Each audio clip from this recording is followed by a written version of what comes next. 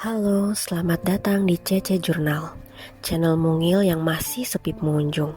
Buat yang sudah mau mampir ke sini, makasih banyak ya. Semoga kalian sehat dan juga jangan lupa tersenyum hari ini. Oke, langsung saja Sisi akan memulai ceritanya ya.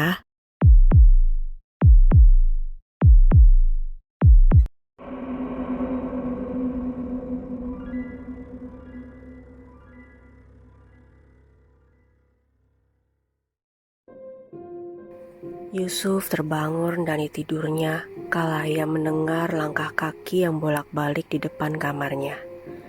Terdengar seperti suara kaki yang berlarian. Mengambil posisi duduk, ia kucek kedua matanya. Kepalanya terasa pusing.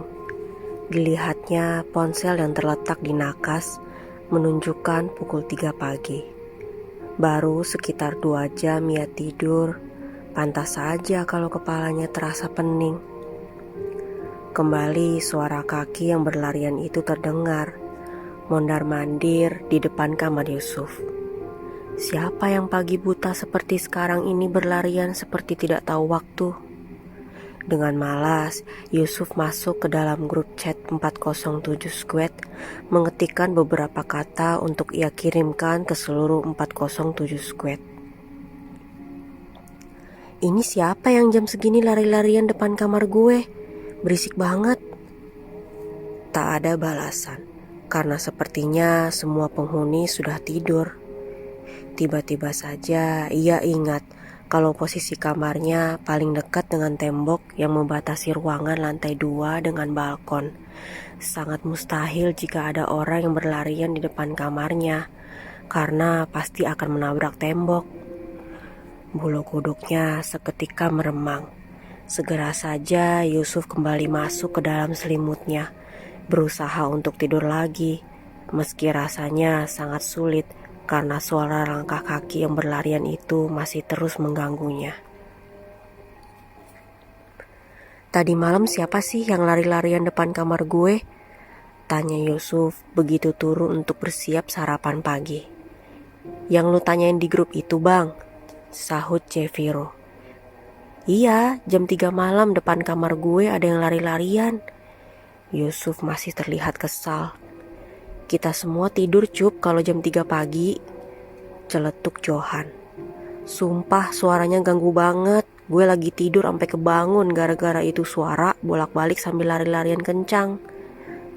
Biasa kali bang, lagi pada caper, ucap William yang baru turun dari tangga. Semua paham dengan yang maksud William. Gue kagak keberatan mereka tinggal di sini juga, tapi tolong dong jangan keseringan caper. Yusuf masih terus menggerutu. Nih cup, ngopi dulu biar kalem. Johan menyodorkan secangkir kopi hitam ke depan Yusuf. Thanks Jo. Yusuf pun menerima dan segera menyesap secara perlahan kopi yang masih panas itu. Bang, kamar Bang Dimas sama Bang Mahesa kan kosong tuh. Kira-kira nanti bakalan ada yang nempatin lagi gak ya? Tanya Hanif tiba-tiba. Apa ada yang mau nempatin? Sorry, gue gak maksud ya. Tapi kalian pasti paham kan maksud gue? Lirih Tara yang berusaha menjaga setiap kata yang terucap. Iya juga sih. Tapi apa gak makin angker kalau dibiarin kosong gitu aja? Sanggah Johan. Semua keputusan ada di Bu Irina. Bu Irina yang punya hak buat mutusin kamar 7 dan 8 tetap kosong atau nyari penghuni baru, ucap Tian sembari mengambil duduk di sebelah Jeviro.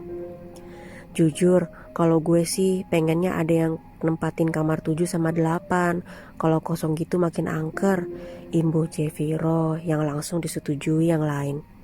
Bang, Hanif takut. Ucapan si paling muda seketika membuat semua abangnya yang berada di sana langsung mengarahkan pandangan ke arahnya. Takut kenapa Nif? Tanya Johan. Pelaku pembunuhan Bang Mahesa kan belum ketemu. Hanif takut dia masih berkeliaran. Lirih Hanif. Nah itu yang gue bilang waktu itu, Juna menimpali. Kita nggak tahu siapa pelakunya, polisi juga masih proses penyelidikan. Kita percayain ke mereka aja, pasti mereka bisa nemuin siapa pelaku pembunuhan Mahesa. Ingat kata Pak Saka, kalau kita harus selalu hati-hati dan waspada. Musibah nggak ada yang tahu, umur juga nggak ada yang tahu. Yang pasti kita harus selalu waspada, selalu hati-hati, jangan lengah. Tian memberi petuah panjang.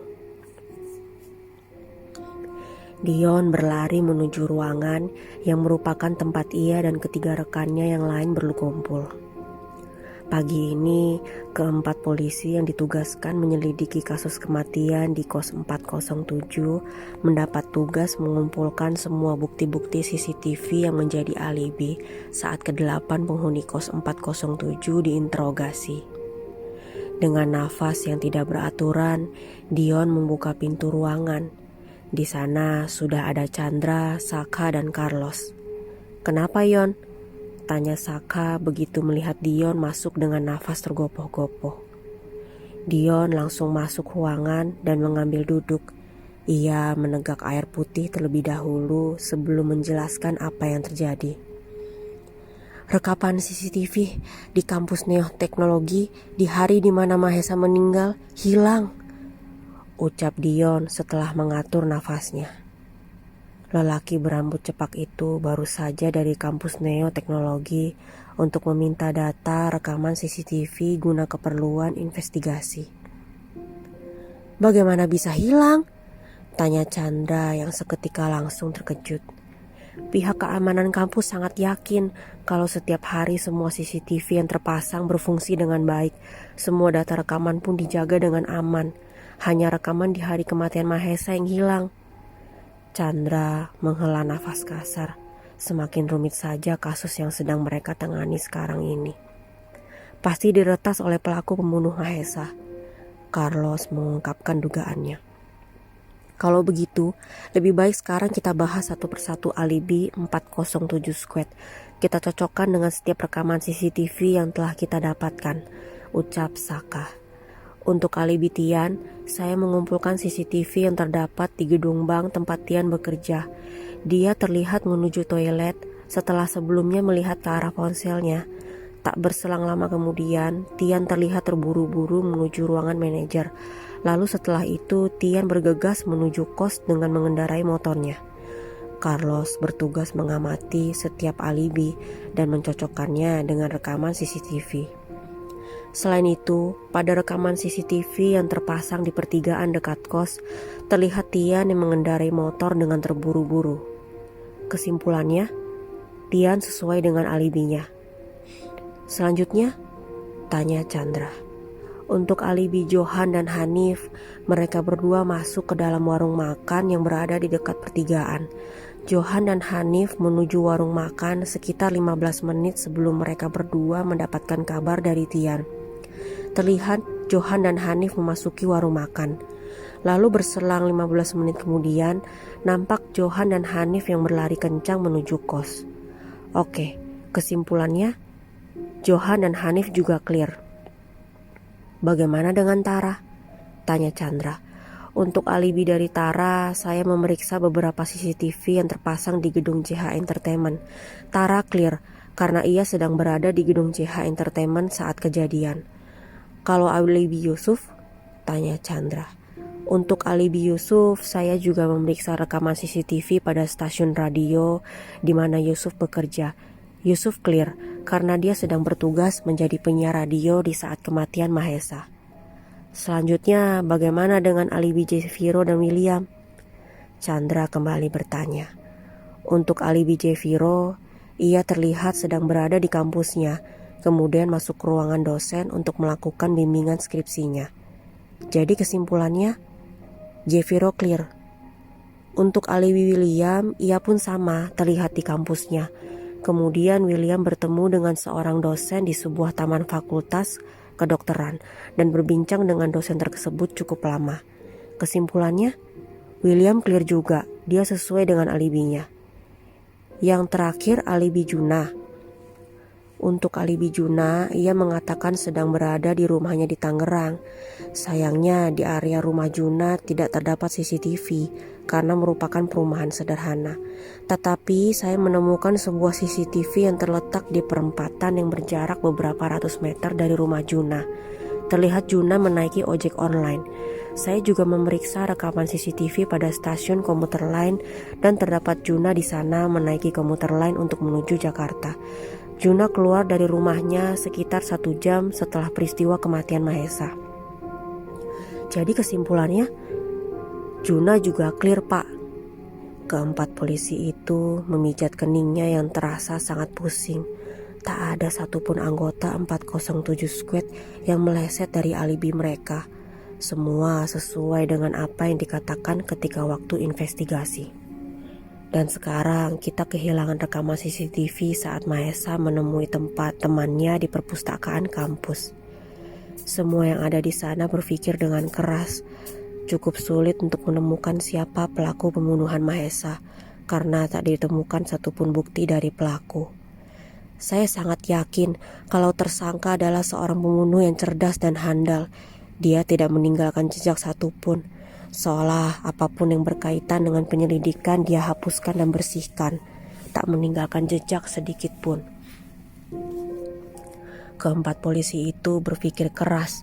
Semakin buntu saja kasus yang sedang mereka tangani. Seolah tak ada satupun petunjuk yang bisa memudahkan proses penyelidikan. Sebuah suara memanggil nama Jeviro dengan lirih. Kemudian Jeviro pun memutar tubuhnya untuk mencari di mana sumber suara itu berasal. Dari kegelapan, muncullah siluet tubuh seorang lelaki dengan tinggi tubuh lebih pendek dari tubuh Jeviro, menajamkan indera pendengaran dan indera penglihatannya. Jeviro mempusatkan tatapan matanya pada sebuah siluet yang secara perlahan semakin menampakkan wujud aslinya. Lidah Jeviro terasa keluh, tubuhnya gemetar hebat, matanya pun melotot. Pasalnya yang ia lihat adalah sosok dari seorang teman yang beberapa hari lalu telah berpulang menuju tempat terindah. Jeviro. Sosok itu kembali mengucapkan nama Jeviro. Dengan suara lirihnya, ia mendekat ke arah Jeviro. Dimas? Jeviro tergagap. Antara percaya dan tidak, tetapi dapat dengan jelas ia lihat wajah dari sosok yang memanggil namanya itu. Ya, Dimas Rajendra yang kini dengan jelas Jeviro lihat. Mata Jeviro melotot, sementara air mata mengalir dengan deras. Ia sangat takut. Dimas mendekat ke arahnya dengan wajah pusat pasi, kulit memerah, dan kondisi leher yang seperti bekas terjerat tali yang sangat kencang. Jeff, tolongin gue. Intih Dimas. Lidah Jeviro keluh dan tungkanya terasa kaku. Ingin sekali ia berteriak sekarang juga. Ingin juga ia berlari sekuat tenaga karena Dimas yang dilihatnya sangat mengerikan. Jeviro, dada gue sesek banget. Dimas kembali merintih, kali ini dengan suara yang jauh lebih terdengar seram. Leher gue juga sakit, Jeff. Nafas Jeviro semakin memburu. Pasalnya Dimas semakin mendekat dan sangat dekat dengannya. Ingin sekali Jeviro berteriak, tetapi ia sendirian di tempat ini. Bahkan Jeviro tak tahu sedang berada di mana ia sekarang. Jeviro sangat ingin berlari, tetapi kakinya terasa sulit untuk digerakkan. Mimpi buruk yang terasa sangat nyata. Bahkan setiap rintihan yang ia dengarkan di mimpi tadi benar-benar sangat nyata. Sebuah mimpi yang sangat tidak Jeviro harapkan. Jeff? Sebuah suara membuat Jeviro terlonjak. Tara memanggilnya. Jeff? Kembali, Tara memanggil Jeviro dari luar. Jeviro beranjak dari kursinya dan berjalan menuju pintu. Ya bang? Tanya Jeviro ketika membuka pintu. Tadi gue dengar lo teriak-teriak, Jeff. Tadi gue mimpi buruk bang, lirih Jeviro. Mimpi buruk gimana? Dimas sama Mahesa minta tolong ke kita. Sebuah ruangan yang tak begitu jauh dari kos 407, impostor 1 dan 2 baru saja merayakan kemenangannya. Rasa puas dan bangga menyelimuti keduanya, menertawakan bagaimana bingungnya para polisi yang sedang bertugas menyelidiki kasus kematian Mahesa dan Dimas. Saat keduanya mengetahui rencana para polisi yang akan memeriksa rekaman CCTV di area kampus neoteknologi pada pagi sebelum Mahesa meninggal, kedua impostor itu langsung gerak cepat dengan meretas data-data rekaman CCTV kampus neoteknologi, sehingga para polisi itu tak mengetahui siapa yang ditemui Mahesa di perpustakaan kampus pada hari itu. Ketika memeriksa rekaman CCTV, keduanya melihat dengan jelas siapa yang ditemui Mahesa. Mencari data lelaki tersebut yang diketahui bernama Reza Farezi, jurusan Teknik Elektro semester 3, teman satu kelas Mahesa yang juga merupakan anggota aktif organisasi pramuka kampus. Bahkan saat Reza menuliskan sesuatu di atas secari kertas dan menyodorkannya di depan Mahesa, semua terekam dengan sangat jelas dalam kamera pengawas. Dan kini semua rekaman CCTV itu telah dicuri oleh mereka berdua. Para polisi tidak akan mendapatkannya. Bahkan pihak kampus pun tak menyadari saat kedua impostor itu tengah mencuri data rekaman CCTV mereka. Gue yakin pasti kemarin para polisi itu kebingungan. Impostor 1 tertawa keras. Kata gue, mendingan si Reza juga dihabisin sih. Impostor 2 meneguk kopi americano. Kita lihat dulu, kalau dia berulah baru kita habisin. Tapi kalau dia diam aja kita biarin aja. Tumben banget, biasanya asal ngabisin orang aja lu. Kali ini gue mau main halus dulu. Lagian para polisi itu gak bakalan tahu siapa yang ditemuin Mahesa, ya enggak? Sebuah seringai tercetak jelas.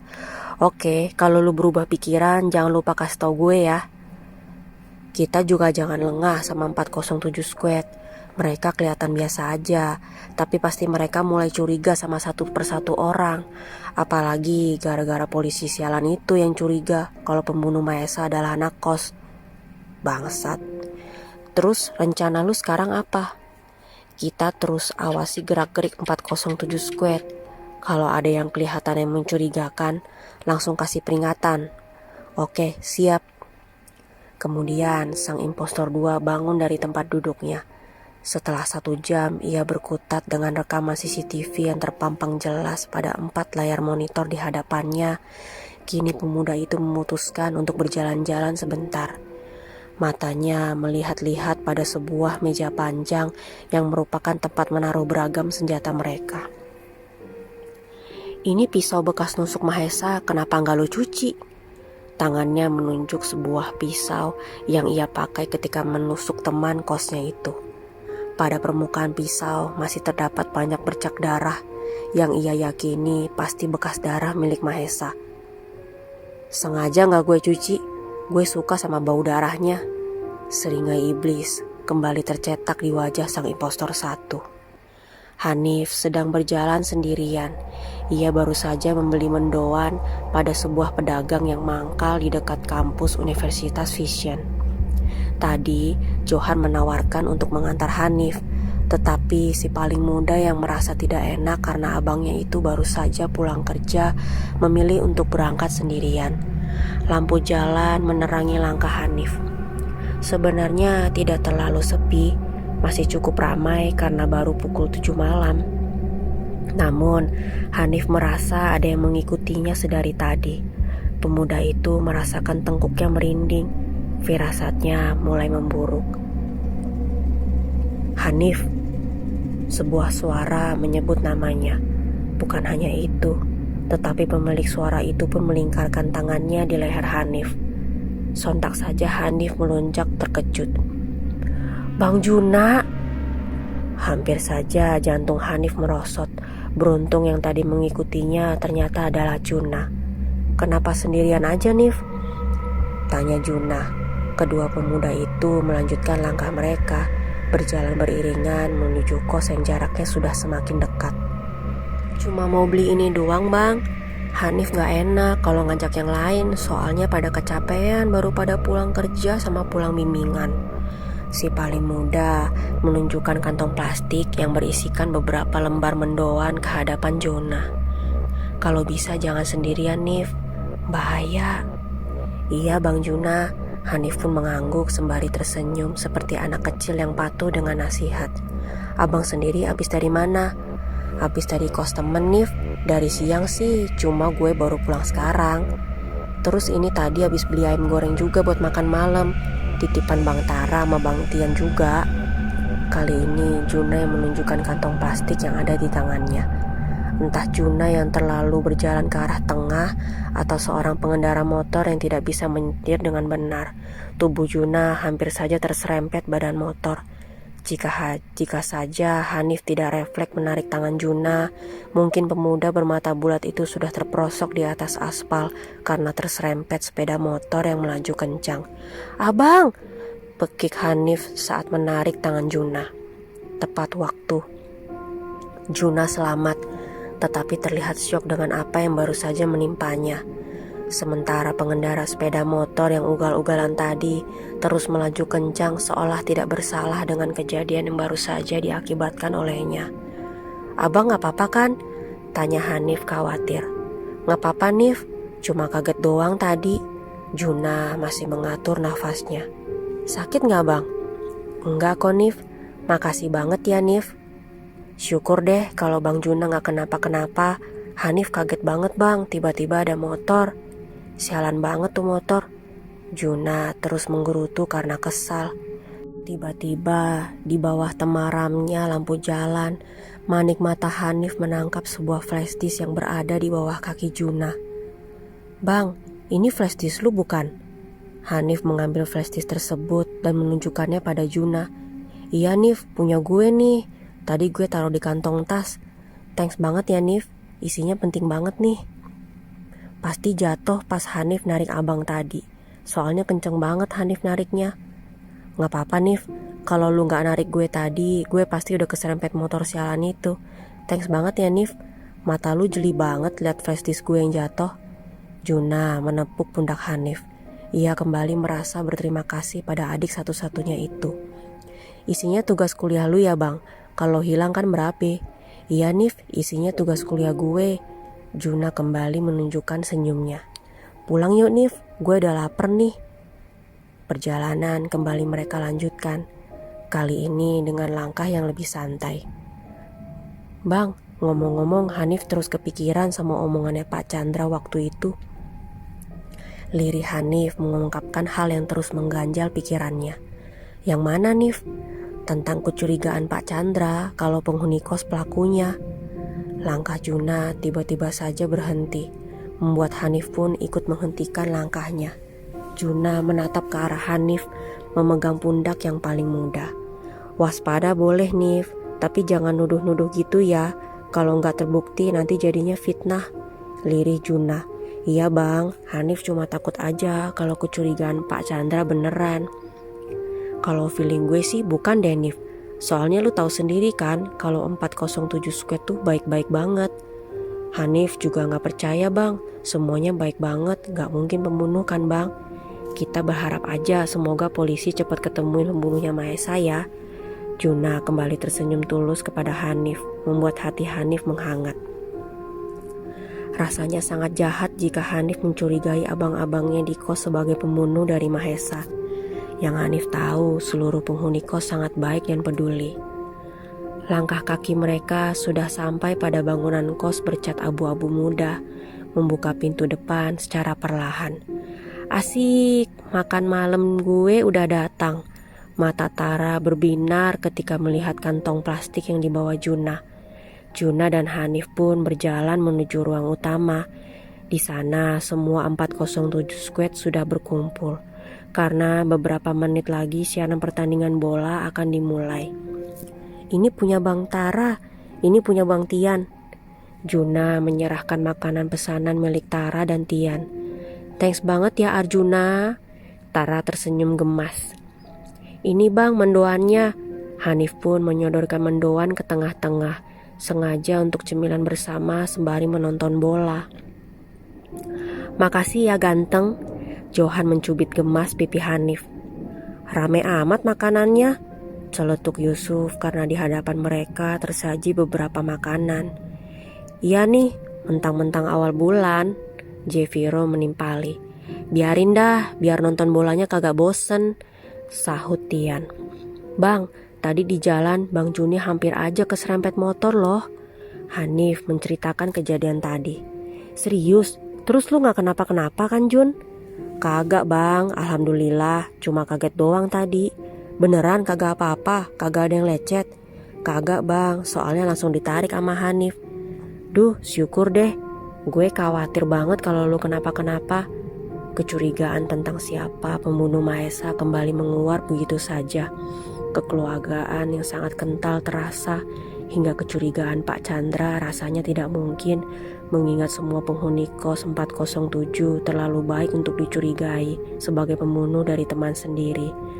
Meski kenyataannya dua orang di sana sedang memakai topengnya. Waktu menunjukkan pukul 6 sore. Seorang pria tengah berdiri di atas rooftop sebuah kampus. Beberapa jam yang lalu, ia baru saja mendapatkan pesan dari seorang yang beberapa waktu ini sedang bersitegang dengannya. Isi pesannya adalah menyuruh dirinya untuk menunggu di rooftop untuk menyelesaikan permasalahan. Semua bermula dari masalah yang sangat sepele, dari sebuah percikan api kecil berakhir dengan sebuah kebakaran besar. Ketika gadis yang merupakan kekasihnya ternyata menyukai pria lain yang merupakan teman satu kelompok tugas kuliahnya. Banyak bukti yang menunjukkan bahwa gadis yang sudah menjadi kekasihnya selama 3 tahun ternyata bermain api di belakang dirinya, hingga akhirnya menyulut api kemarahan. Pemuda bernama Adrian itu sudah menunggu selama 10 menit. Sesuai janji mereka yang bertemu di atas rooftop kampus pukul 6 sore. Udah nunggu dari tadi. Tiba-tiba saja seorang pemuda yang memakai hoodie abu-abu dan celana jeans masuk dari pintu yang merupakan penghubung antara rooftop dengan tangga darurat. Adrian menolehkan kepalanya, melihat ke arah suara yang tadi berbicara padanya. Apa mau lu? Emosi Adrian langsung memuncah kala ia melihat siapa yang datang. Pria yang mengajaknya bertemu di rooftop adalah pria yang sama dengan yang disukai oleh pacarnya. Kita selesain di sini ya. Pria itu berjalan semakin maju, mendekat ke arah Adrian. Seringai menyeramkan tercetak jelas di wajahnya. Lu gak denger ya apa yang gue bilang tadi siang? Jangan deketin Elena lagi, dia cewek gue. Adrian masih dengan amarahnya. Ia tak menyadari bahwa lelaki yang sudah berada di depannya sudah menunjukkan tatapan mata yang berbeda. Tatapan mata yang siap untuk menghabisi nyawanya. Gue gak pernah suka sama Elena. Dia yang terang-terangan suka sama gue. Suara yang keluar semakin terdengar dingin dan menakutkan. Gue gak suka punya masalah sama orang, jadi kita selesain di sini aja. Tiba-tiba saja pria yang memakai hoodie abu-abu itu mengeluarkan senjata api dan menodongkannya di depan wajah Adrian tepat pada bagian dahi.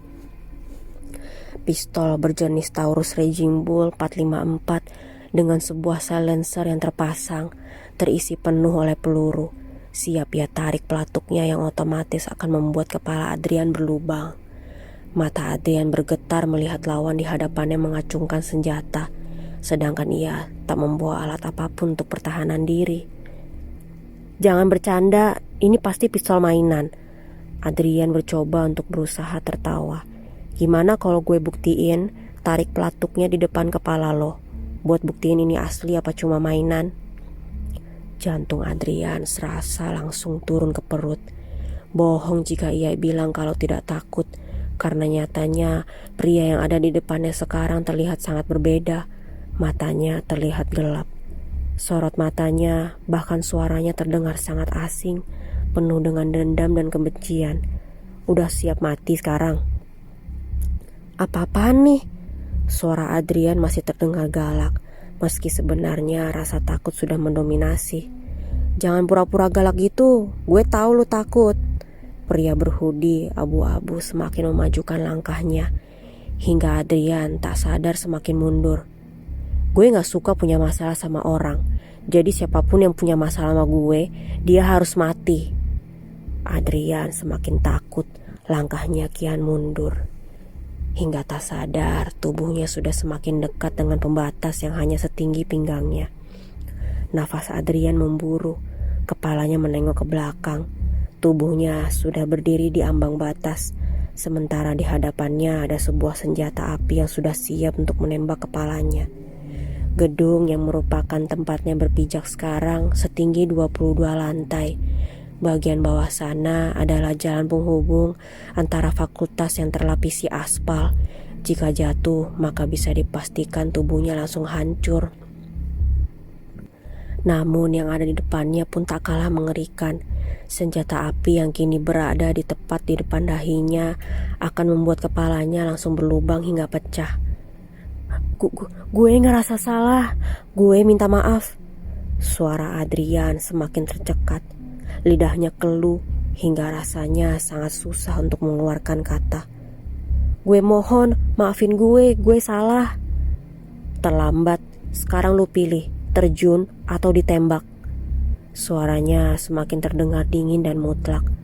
Tubuh Adrian semakin terpojok karena ujung dari silencer menempel tepat di kulit dahinya, sementara pelatuknya sudah ditarik nyaris sempurna. Jangan bunuh gue, please jangan bunuh gue. Suara Adrian semakin bergetar, memohon untuk nyawanya diselamatkan. Terus merintih, karena semakin lu merintih, semakin gue terhibur. Pria berhoodie abu tertawa.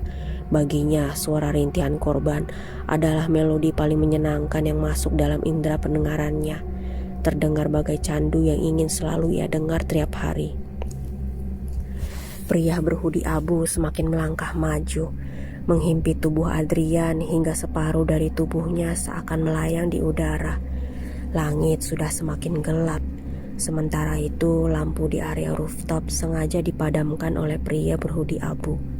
Tak ada orang yang tahu dengan kejadian di atas rooftop.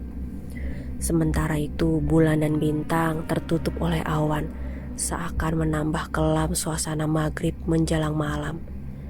Cepetan pilih, terjun atau ditembak. Suara dari pria berhoodie abu terdengar semakin mengerikan. Tolong, jangan bunuh gue. Adrian menangis. Bohong jika ia tidak takut dengan situasi yang sedang ia hadapi sekarang ini.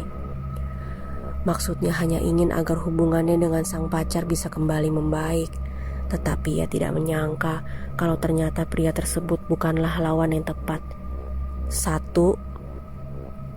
Nafas Adrian semakin memburu. Angin malam menerpa seakan mengajak tubuhnya untuk terjun ke bawah. 2. Adrian sudah tidak bisa menyelamatkan diri lagi. Ia benar-benar terjebak. Tolong jangan bunuh gue. Adrian sudah tidak bisa mundur lagi. Tubuhnya sudah separuhnya melayang di antara lantai rooftop dan pembatas yang hanya setinggi pinggangnya. 3. Sungguh nahas nasib Adrian. Kaki yang menjadi tumpuannya bertahan supaya tidak jatuh diinjak dengan keras oleh pria berhoodie abu yang membuat tubuh Adrian langsung terjun bebas dari lantai 22. Pria berhoodie abu melihat ke arah bawah, terlihat samar-samar karena penerangan yang minim. Dapat ia lihat bagaimana mengenaskannya tubuh Adrian yang menghempas bumi, langsung hancur dengan darah yang mengenang di sekitar Adrian. Seringai iblis kembali tercetak di wajahnya. Menikmati bagaimana indah hasil karyanya di bawah sana. Tak akan ada yang menyangka bahwa wajah tampan yang ia miliki mempunyai hati sekejam iblis. Selesai dengan misinya, pria berhoodie abu turun ke lantai bawah untuk segera pulang. Sudah ramai orang-orang berkumpul untuk melihat kondisi mayat seorang pria yang baru saja jatuh dari rooftop. Pria itu pun menengok sebentar. Dapat ia lihat mayat Adrian sudah ditutup oleh sembarang kain, menunggu sebuah mobil jenazah untuk membawanya ke rumah sakit untuk diotopsi. Di saat orang lain memekik jijik dan takut melihat genangan darah Adrian, Justru ia sangat menikmatinya. Cairan merah berwarna pekat itu terlihat sangat menarik di matanya. "Halo," ucap seorang pria paruh baya di seberang telepon. "Iya, halo," balas sang anak dengan suara yang terdengar malas. "Laki-laki yang terjun dari gedung kampus kamu, pasti itu ulah kamu." Pria paruh baya itu langsung menodongkan sebuah pertanyaan. "Jangan sok tahu."